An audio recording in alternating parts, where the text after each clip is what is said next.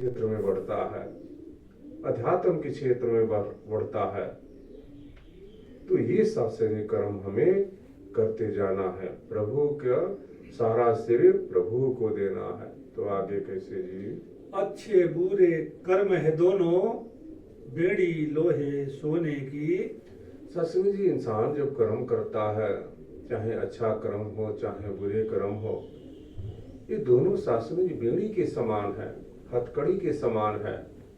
कि जिस तरह से हथकड़ी चाहे आपके हाथ में सोने की लगा दी जाए चाहे लोहे की लगा दिया जाए, आप तो दोनों में बंध जाएंगे, दोनों से निकल नहीं पाएंगे। तो इसी तरह से इंसान जो कर्म करता है, अच्छा कर्म करता है, कहता है कि मैं तो भूखे के भोजन कराता हूँ, हर शनिवार को खिचड़ी बना करके खिलाता हूँ, मैं बड़े बड़े तीर्थ स्थलों पर जाकर लोगों को भंडारा चलाता हूँ। तो ये सत्संग जी बेशक ये अच्छे कर्म हो सकते हैं, लेकिन सत्संग जी से भी अभी महान अहंकार आता है कि मैं कुछ करता हूँ, मैं कुछ करने वाला हूँ, मैं इतने लोगों की सेवा करता हूँ। तो ये सत्संग जी अहंकार उत्पन्न होता है और इसमें इंसान बंध जाता है।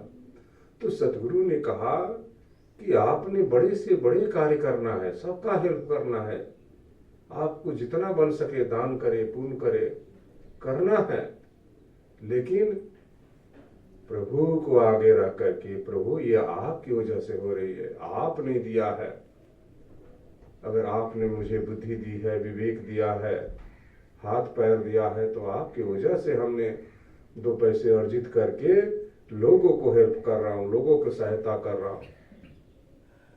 तो शासन जो प्रभु के आगे हम रखकर ये कार्य करते हैं, तो ये कर्म ना हो करके शासन जी हमारा धर्म हो जाता है कि नहीं जी, ये हमारा धर्म है कि प्रभु ने मुझे सब कुछ दिया है, तो क्यों ना मैं प्रभु को अर्पित करके सारा कार्य करूं।